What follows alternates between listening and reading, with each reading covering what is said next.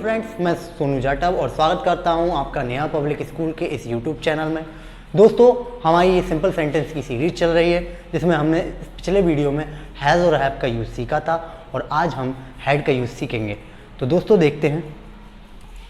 तो हैड, जब simple sentence में हैड का यूज़ किया जाता है, यानी जब सिंपल सेंटेंसेस के बारे में मैं आपको पिछले वीडियो में बता चुका हूँ कि इनमें कोई वर्ब नहीं होती है, यानी अगर आप बिना वर्ब के हैड का यूज़ करोगे तो उसका सेंस निकलता है पास्ट था या सिर्फ था, यानी कोई भी चीज़ आपके पास पास्ट में उपस्थित थी उसकी उपस्थिति दर्शाने के लिए आप हैड का यूज़ करते हैं बिना वर्ब के साथ। अब आप ये बात ध्यान रखें कि ये जो हैड है वो किसी भी प्रकार का सब्जेक्ट हो सभी के साथ हैड ही लगेगा, कोई और चीज़ अलग से हमें याद रखने की ज़रूरत नहीं है। अब मैंने ये 4 फॉर्मेशन लिखे हैं कि आपको अफर्मेटिव सेंटेंस आए तो कैसे बनाना है, नेगेटिव आए तो कैसे बनाना है, इंटेरोगेटिव और इंटेरोगेटिव नेगेटिव।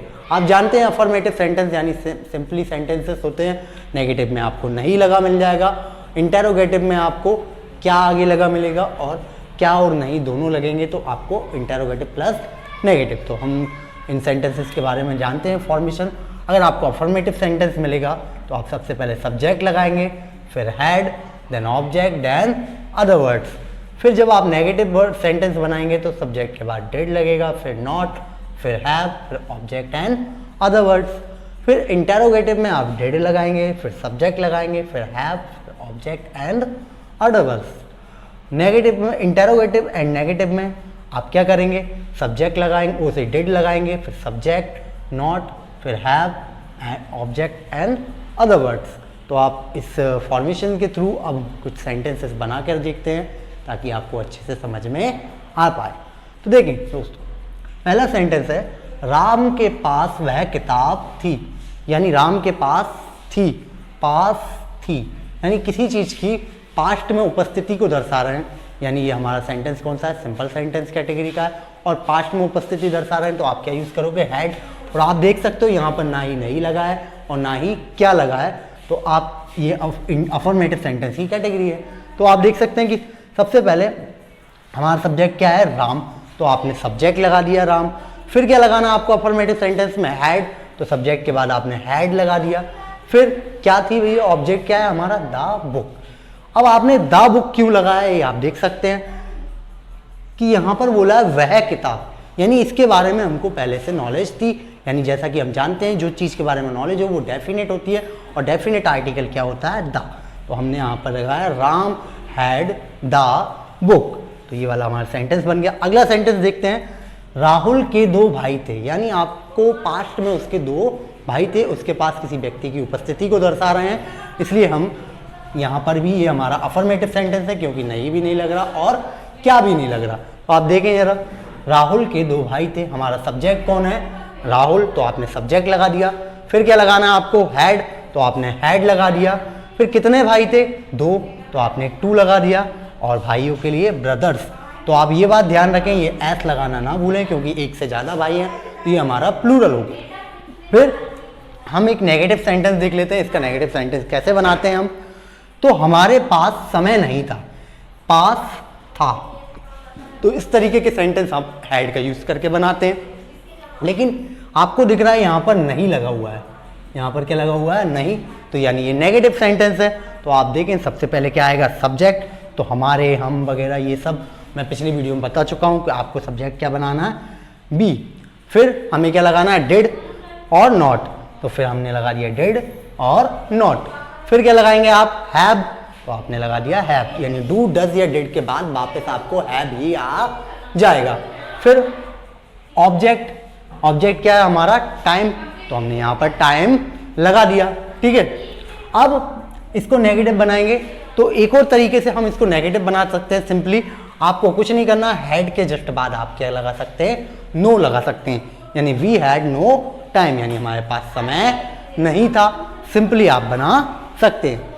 आगे देखते हैं, एक इंटेरोगेटिव सेंटेंस देख लेते हैं, क्या आपके 2 घर थे, यानी पास थे या आपके पास 2 घर थे, यानी आपके पास्ट में कोई चीज की उपस्थिति दर्शा रहे, लेकिन सेंटेंस में आगे क्या लग रहा है, क्या वर्ड आगे लग रहा है, यानी ये इंटेरोगेटिव सेंटेंस है। और इंटेरोगेटिव में सबसे पहले क्या आएगा हमारा, डिड, तो सबसे पहले हमने डिड लगा दिया। फिर हमारा सब्जेक्ट आना, सब्जेक्ट क्या आपके पास, तो आपको आपके लिए आप वर्ड यूज करोगे यू। फिर आप क्या लगाओगे, हैव, तो आपने हैव लगा दिया। फिर हमारा ऑब्जेक्ट एंड अदर वर्ड्स, तो हमारे कितने घर थे, दो हाउसेस यानी टू हाउसेस। तो डिड यू हैव 2 हाउसेस, यानी आप क्या आपके 2 घर थे। तो इजीली आप देख सकते हैं, आपको यहाँ पर दिख रहा होगा कि आपने हाउस ही क्यों लगाया, होम क्यों नहीं लगाया। तो होम और हाउस में इतना सा अंतर है कि जिस घर में हम रहते हैं, प्रॉपरली जिस घर में हम निवास कर रहे हैं उसे हम होम कहते हैं, और हाउस मतलब ऐसा घर जहाँ भले हम निवास नहीं करते परंतु हमारे रिहायशी इलाका है, यानी रिहायशी हम वहाँ पर रहते तो हैं लेकिन परमानेंटली नहीं। तो हाउसेस मतलब यहाँ पर 2 घरों में एक साथ तो कोई व्यक्ति रह नहीं सकता, इसलिए आपको हाउस वर्ड का यूज किया गया है। फिर क्या, अब हम एक इंटरोगेटिव नेगेटिव कैटेगरी का सेंटेंस देख लेते हैं। क्या उसके पास कुछ नहीं था, क्या उसके पास कुछ नहीं था।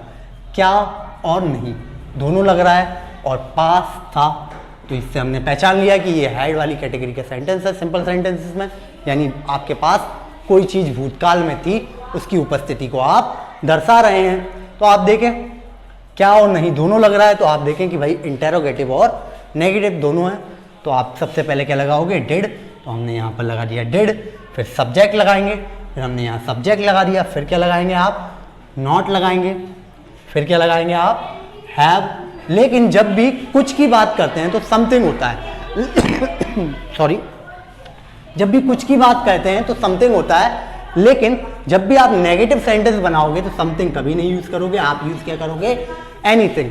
तो did he not have anything, यानी क्या उसके पास कुछ नहीं था। इस सेंटेंस को नॉर्मली हम लोग इस तरह से ना बनाकर ज्यादातर इस तरह से बनाते हैं, डिड ही हैव नथिंग, यानी आप कुछ नहीं के लिए नथिंग लगाएंगे।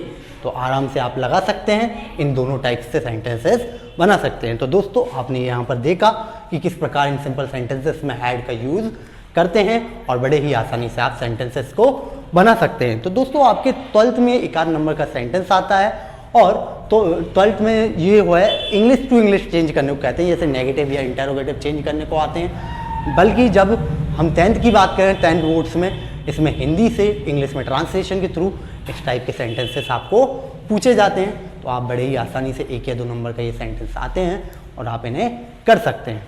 तो आप इन्हें अच्छे से समझ गए होंगे आई होप, और आपको मैं डिस्क्रिप्शन में कुछ होमवर्क टाइप के क्वेश्चन दूंगा, आप सेंटेंसेस बनाना, ताकि आपको बहुत अच्छे से ये समझ में आ पाए और आपकी प्रैक्टिस हो सके। तो दोस्तों आई होप आपको ये वीडियो पसंद आया होगा।